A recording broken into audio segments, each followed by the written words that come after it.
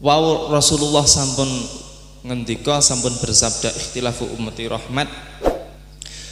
Sinten mawon sing mendet salah satu dari ulama nggih pun berarti sampun mendet rahmat saking Kanjeng Nabi Muhammad sallallahu alaihi wasallam. Ingkang dadi permasalahan niku sikap kita. Bagaimana sikap kita menghadapi perbedaan khilaf ini? Bagaimana mereka ulama ketika berbeda pendapat, beliau Imam Syafi'i dan Imam Malik. Imam Malik niku guru niki ambak. Niku nggih berbeda pendapat tentang kunut, tetapi tidak menghilangkan rasa ta'zim, rasa kasih sayang, hormat di antara mereka. Dan niku seharusnya yang kita tiru pada zaman ini. Kalau ada kelompok yang berbeda pendapat, mereka mengatakan kunut itu tidak sunnah, ya sudah, kita jangan menyalahkan karena mereka mungkin mengikuti salah satu mazhab yang mu'tabarah, dan kita juga mengikuti mazhab kita sendiri, mazhab Imam Syafi'i. Dan bagaimana sikap kita tadi meniru ulama dan sahibul mazhab sendiri, Imam Syafi'i, bagaimana beliau berbeda pendapat dengan gurunya, dan Imam Ahmad bagaimana beliau berbeda pendapat dengan gurunya sendiri yaitu Imam Syafi'i, dan bagaimana Imam Syafi'i berbeda pendapat dengan gurunya lagi, beliau Muhammad bin Hasan Asy-Syaibani, muridnya dari Imam Abu Hanifah. Jadi kalau untuk menyatukan umat Islam dalam satu kata itu tidak akan pernah mungkin terjadi, karena lazim dari sebuah ilmu adalah khilaf, adalah berbeda pendapat. Dan selanjutnya dalam satu riwayat Imam Bukhari Muslim, dan di sini saya bacakan riwayatnya Imam Muslim tentang khilaf lagi, sama-sama tentang khilaf, dan mungkin ini sampai sekarang pun masih ramai. Di samping khilafnya kunut di subuh tadi, yaitu tentang pembacaan sholawat. Dan sudah kita ketahui dan semua sudah maklum, di sana ada beberapa kelompok yang melarang atau membatasi pembacaan sholawat. Dan sama itu muncul dari satu redaksi hadis, wa an haddatsana Muhammad bil Musanna wa Muhammad bin Bashar wa lafdzul ibn Musanna qala haddatsana Muhammad bin Ja'far haddatsana Syu'bah anil Hakam qala sami'tu ibna Abi Laila qala lakini Ka'ab bin Ujrah qala ala ahdi laka hadiyatan kharaja alaina Rasulullah sallallahu alaihi wasallam faqulna qad arafna kaifa nusallimu alaika fa kaifa nusalli alaika ya rasul fa kaifa nusalli alaika qala qulu Allahumma shalli ala Muhammadin wa ala ali Muhammad kama shallaita ala Ibrahim innaka Hamidum Majid Allahumma barik ala Muhammad wa ala ali Muhammad kama barakta ala Ibrahim wa innaka Hamidum Majid. Diriwayatkan dari beliau Ibnu Abi Laila bahwa beliau bertemu dengan Ka'ab bin Ujrah, faqala ala uhdi laka hadiyatan. Beliau Sayyidina Ka'ab bin Ujrah berkata kepada Ibnu Abi Laila, maukah kamu saya berikan sebuah hadiah? Hadiah di sini berupa apa? Berupa redaksi hadis. Kharaja alaina Rasulullah suatu saat beliau keluar.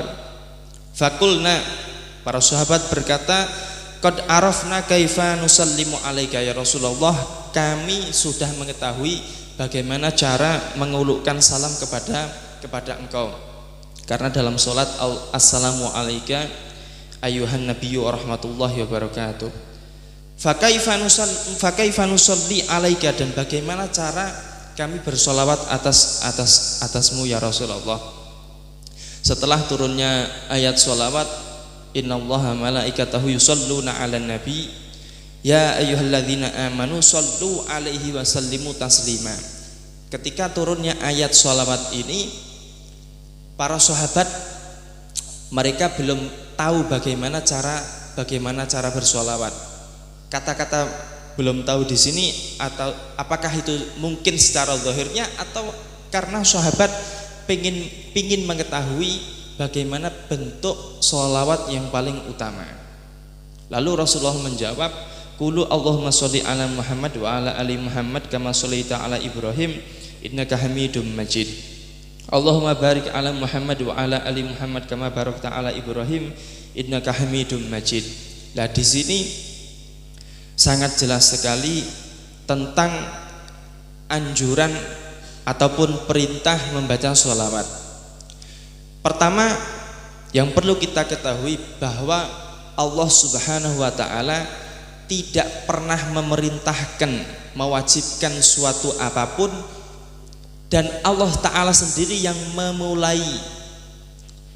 memulainya kecuali sholawat atas Rasulullah Shallallahu Alaihi Wasallam. Allah Ta'ala memerintahkan kita sholat, zakat, puasa, haji, dan beberapa kewajiban-kewajiban lainnya Allah Ta'ala tetapi tidak mengerjakan.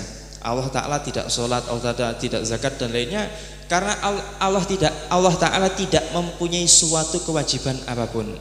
Tetapi ketika Allah Ta'ala memerintahkan kita untuk membaca sholawat, Allah Ta'ala sendiri yang memulainya. Ini sudah sangat-sangat mafhum, bisa dimengerti tentang keistimewaan ataupun tingginya derajat sholawat, karena Allah Ta'ala dan malaikatnya sendiri yang memulainya. Tetapi di sana ada khilaf tentang pembacaan sholawat sendiri. Dan kita ketahui sekarang ada dari kelompok Islam mereka yang bahkan membid'ahkan pembacaan sholawat. Mereka mengatakan bahwa sholawat itu hanya Allahumma sholli ala Muhammad. Dan kita Ahlus Sunnah wal Jamaah hampir semuanya menambahi dengan lafadz sayyidina, Allahumma sholli ala sayyidina Muhammad, dan mereka mengatakan itu tidak boleh karena riwayat hadis yang sahih hanya menggunakan lafadz Allahumma sholli ala Muhammad, tidak mengatakan sayyidina. Lah terus bagaimana, apa hukumnya kalau kita dalam membaca sholawat menambahkan lafadz sayyidina ataupun maulana dan lainnya, apakah itu diperbolehkan? Jawabannya diperbolehkan. Kenapa? Pertama, mari kita cermati dulu firman Allah Subhanahu wa taala, ya ayyuhalladzina la taj'al du'aan nabi ka du'a ibadikum ba'dha.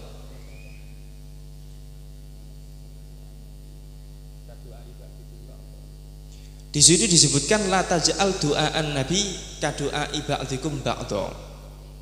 Ada larangan di Al-Qur'an bahwa kita tidak boleh memanggil Rasulullah seperti kita memanggil teman-teman kita sendiri. Ka du'a ibadikum ba'dha. Kalau kita dengan teman ataupun dengan kerabat langsung memanggil Mat, Ahmad, Mat dan lainnya, di sini dilarang, kita tidak boleh. Terus bagaimana? Kita harus mengagungkan Rasulullah.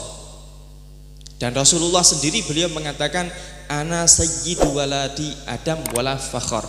Rasulullah mengatakan saya ini pemimpinnya para keturunan Bani Adam wala fakhar, dan ini tidak sombong, tidak anggagan, karena memang Rasulullah adalah pemimpin kita.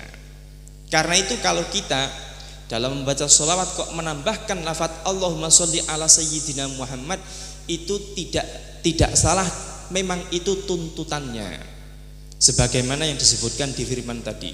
Loh, tetapi di hadis ini ketika sahabat bertanya kepada Rasulullah, ya Rasulullah, kami sudah tahu bagaimana cara mengulukkan salam kepadamu dan kami belum tahu bagaimana cara bersolawat. Ketika sahabat bertanya seperti itu, Rasulullah mengatakan, jawablah, katakanlah Allahumma sholli ala Muhammad. Ini berarti menandakan bahwa penambahan lafadz sayyidina dan lainnya itu tidak diperbolehkan. Apakah seperti itu? Tidak. Loh, tetapi kenapa kok Rasulullah mengucapkan seperti itu? Jawabannya, ini adalah salah satu sifat mulianya baginda Rasulullah Shallallahu Alaihi Wasallam, yaitu sifat tawadhu. Kenapa? Lazimnya seseorang bahkan seorang alim ulama pun ketika mengatakan umpamanya ada seseorang dia ingin menitip salam ataupun menitip pesan kepada seseorang, dia akan mengatakan salam dari saya bapak ini dan lainnya. Jarang sekali ada seseorang menambahkan salam dari saya Profesor Dr. Al-Alim Alamah, tidak. Dia langsung mengatakan salam dari saya. Apalagi yang dititipkan salam itu kerabatnya, sahabatnya. Dan di sini Rasulullah, beliau berbicara dengan sahabatnya sendiri, bukan orang lain. Sahabatnya, kerabatnya dan lainnya. Tidak mungkin kok seseorang akan kalau bahasa kita nganggak-nganggak, iya tidak mungkin. Langsung mengatakan salam dari saya, siapa? Muhammad bin Abdullah. Ini bentuk tawaduknya, sifat tawaduknya Rasulullah kepada sahabat-sahabatnya. Bukan berarti kita tidak diperbolehkan mengucapkan sayyidina wa maulana wa habibina wa syafi'ina dan lainnya, tidak. Kenapa? Karena ini memang sayyidina wa habibina dan lainnya, ini semuanya memang benar adanya bahwa Rasulullah itu sayyidnya kita. Rasulullah itu habib kekasihnya kita. Rasulullah itu pemberi syafaatnya kita. Anak awalu syafi'in wa musyaffa', Rasulullah sendiri yang mengatakan. Karena itu jika ada seseorang yang melarang tidak diperbolehkan menambahkan lafaz sayyidina dan lainnya, ya sudah, biarkan saja. Yang jelas riwayat itu ada. Dan kita pun ketika mengucapkan Allahumma sholli ala sayyidina Muhammadin, itu semua karena kita juga mengikuti perintahnya Allah Subhanahu wa taala, la taj'al du'aan nabi kadu'a ba'dikum ba'dha. Orang kita dengan guru kita, dengan orang tua kita, dengan presiden, dengan lainnya, kita tidak mungkin langsung menyebut namanya, tidak mungkin. Paling derajat paling minimal kita menyebut Pak. Kita bertemu dengan presiden atau langsung halo Jokowi, ya tidak mungkin. Pasti minimal Pak Presiden, Pak Jokowi. Itu dengan sesama umatnya. Bagaimana kita mengucapkan, bagaimana kita menyerukan, bagaimana kita memanggil nama Nabi kita. Apakah kalau cara Jawa ini apa yo mentolo? Apa yang mungkin kita langsung menyebut nama ya Muhammad? Itu sangat-sangat su'ul adab sekali. Karena itu jika ada yang kelompok kok membid'ah-bid'ahkan kita dan lainnya, sudah biarkan saja. Yang jelas kita mengagungkan nama baginda kita bukan karena apa-apa, itu karena yang pertama itu imtithalul amri, karena kita mengikuti perintah. Yang kedua itu bentuk mahabbahnya kita kepada baginda Nabi Sallallahu Alaihi Wasallam, sampai-sampai beliau Imam Busiri mengatakan fansub ila dzatihi masyita min syarafin wansub ila qadrihi masyita min idhami fa inna fadla rasulillahi laisa lahu haddun fayuriba anhu natikun bifami. Terserah katanya, kita akan menisbatkan segala macam bentuk kemuliaan, keagungan, bentuk macam keindahan kepada baginda Nabi, itu diperbolehkan. Kenapa? Karena keutamaan Nabi itu tidak ada batasnya. Bahkan jika seseorang kok harus menghitung apa kemuliaan Nabi sampai umurnya habis, niscaya orang ini tidak akan pernah bisa. Karena itu sekali lagi, jika ada kelompok kok melarang kita, membid'ah-bid'ahkan kita, ya sudah biarkan saja. Sebagaimana ulama salaf, guru-guru kami, para habaib, jika ada saudara kita umat Islam kok yang bid'ah-bid'ahkan gini, ya sudah kita doakan semoga kita semuanya umat Islam mendapatkan hidayah inayah dan taufik itu saja. Wa hadza wal afu minkum. Wassalamualaikum warahmatullahi wabarakatuh.